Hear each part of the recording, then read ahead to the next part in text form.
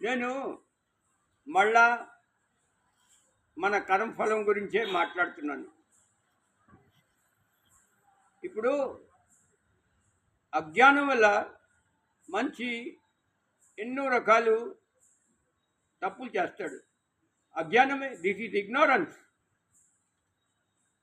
ఇప్పుడు మంచి భక్తి మార్గంలో లేకపోతే, మంచి మార్గంలో వెళ్తే, ధర్మ మార్గంలో లేకపోతే ఎక్కడ పోతాడు? వాడికి ఇంకే మార్గం ఏమిటి? డబ్బులు ఆడించుకుంటాడు, తింటాడు, సుఖంగా ఉంటాడు. కానీ తక్కిన మార్గం ఏమిటి వాడికి వెళ్ళడానికి? ఆ మార్గం ఏమిటి? ఈ ప్రవృత్తి మార్గంలో వెళ్ళిపోతాడు. ప్రవృత్తి అంటే ఏమిటి? కామం, క్రోధం, మదం, లోభం, మాత్సర్యం, ఆ దారిలో పోతాడు. ఎందుకంటే వాడి జ్ఞానం లేదు. ధర్మం యొక్క జ్ఞానం వాడికి లేదు. మంచి చెడ్డ జ్ఞానం లేకపోవడం వల్ల వాడు ఆ దారి పడిస్తుంటాడు. మంచి మంచి ఐఏఎస్ ఆఫీసర్లు, ఐపీఎస్ ఆఫీసర్లు, మంచి మంచి అడ్మినిస్ట్రేటర్సు, మంచి మంచి డాక్టర్సు, వాళ్ళు ఏమిటి? డబ్బులు బోల్డ్ ఆర్జిస్తారు. సమాజంలో ఖ్యాతి ప్రఖ్యాతి బోల్డ్ ఆర్జిస్తారు. కానీ వాళ్ళ కుటుంబం, వాళ్ళ జనరేషను అంతటితోనే, ఆ డాక్టర్తోనే వెళ్ళిపోతుంది. ఆ జనరేషన్ మళ్ళా సక్సెస్ అవరు. ఎందుకు? ఆ తండ్రో తాతో ప్రవృత్తిదారులోనే ఉంటాడు. డబ్బులు ఆర్జించుకోవడం, ఈ షట్రిపుల్ వెనకాత్ర పడిపోతాడు. That is the cause for downfall. ఇంకోటి ఏమిటంటే, ఒక ఆయన మాతో పనిచేసేవాడు. సుబ్బనారాయణ మంచి మంచే, కానీ ఎంత అజ్ఞానం చూడండి.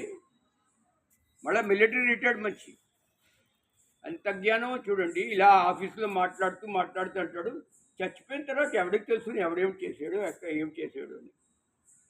ఎవడెక్కడ వెళ్ళిపోయాడో, ఏం చేశాడు ఎవడికి తెలుసు అంటున్నాడు. ఓరు మూర్ఖుడా, నువ్వంటే చచ్చిపోతావు. నువ్వు చచ్చిపోయిన తర్వాత నీ జనరేషన్ ఏదో ఉంటుంది కదా, నీ బ్లడ్ అనేది ఒకటి ఉంటుంది కదా. నీ గుణాల బ్లడ్లో జెనెటల్ క్యారెక్టర్స్ రూపంలో వస్తాయి.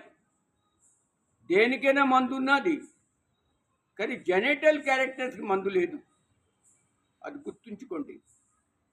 అంచేత మనం చేసిన ఆచరణం, మనం చేసిన న్యాయం అన్యాయం, మన బుద్ధి కుబుద్ధి, అవన్నీ జెనెటల్ క్యారెక్టర్స్లో ఇంజెక్ట్ అయిపోతాయి.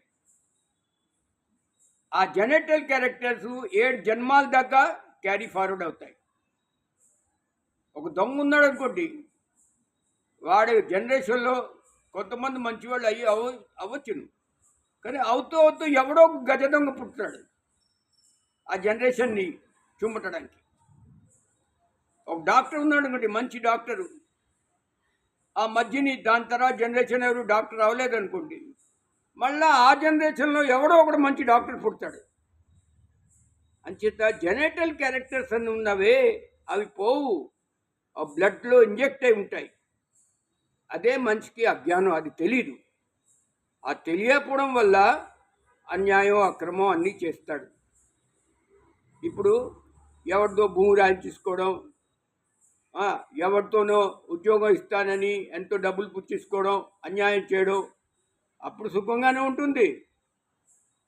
కానీ ఈ అన్యాయం, డబ్బు ఆర్జించి టెండెన్సీ, అత్యాచారం చేసి టెండెన్సీ, అనాచారం చేసి టెండెన్సీ, ఇవన్నీ ఏమిటవుతాయి?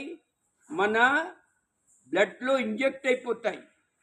అండ్ జెనెటల్ క్యారెక్టర్ రూపంలో ఆ జనరేషన్కి క్యారీ ఫార్వర్డ్ అవుతుంది. అది మనం గుర్తుంచుకోవాలి. అదే మన అజ్ఞానం. ఆ జ్ఞానం ఉంటే ఏదైనా అనాచారం చేస్తున్నాను అనుకో, సపోజ్, వెంటనే మనకి హిట్ అవ్వాలి బ్రెయిన్లో, అరే ఇది నేను చేస్తున్నాను కానీ మన జెనెటల్ క్యారెక్టర్లో వెళ్ళిపోతుందిరా, మన పిల్లలకి, మన మనవాళ్ళకి, మన మునిమాలకి ఇది వెళ్ళిపోతుంది. అదే మనిషి తెలుసుకోలేడు. ఇప్పుడు ఫర్ ఎగ్జాంపుల్, చిన్న ఎగ్జాంపుల్, నా గొప్పనే పొగడుకున్నాను. నేను ఒకరోజు వస్తున్నాను, ఒక తులసి మొక్క నాకు అవసరం ఉండేది. ఒక ఇంట్లో పైనే, అది వాళ్ళ ఇంటి లోపల కాదు, పైనే చిన్న దీనిలో తులసి మొక్క ఉన్నది. ఆ తులసి మొక్క తీసుకొని, ఎండిపోతున్నది ఆ తులసి మొక్క తీసుకొని మా ఇంట్లో వేసాను. ఆ తులసి మొక్క బాగా పెరిగింది. కానీ మళ్ళా నాకు స్ట్రైక్ అయింది ఒకరోజు.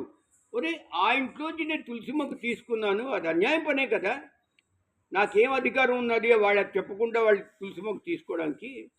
ఆ మా ఇంట్లో పెరిగిన చెట్టుని మళ్ళా వాళ్ళ ఇంట్లోనే వెళ్ళి పాతిస్తాను. అంచేత మన సబ్ కాన్షియస్ బ్రెయిన్ ఎప్పుడు మన హిట్ చేస్తూ ఉంటుంది. ఎవరైనా తప్పు చేసేవరా, తప్పు చేసేవరా, తప్పు చేసేవరా. ఒకవేళ నువ్వు న్యాయమైన మార్గంలో ఉంటే నీ సబ్ కాన్షియస్ బ్రెయిన్ ఆల్వేస్ పనిచేస్తుంది. అన్యాయ మార్గంలో ఉంటే నీ సబ్ కాన్షియస్ బ్రెయిన్ పనిచేయదు. అంచేత ఇది మనం ఆలోచించాలి. న్యాయ మార్గం ఏమిటో, అన్యాయ మార్గం ఏమిటో, దీని రియాక్షన్ ఏమిటవుతుందో కొంచెం చేసే ముందు అది ఆలోచించాలి. అదే నా కోరిక, అదే నా మీతో అందరితోని మన సమాజంలో నేను దీని గురించే నేను బాధపడుతున్నాను.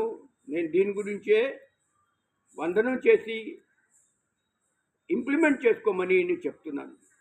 జై గురు, జై భారత్.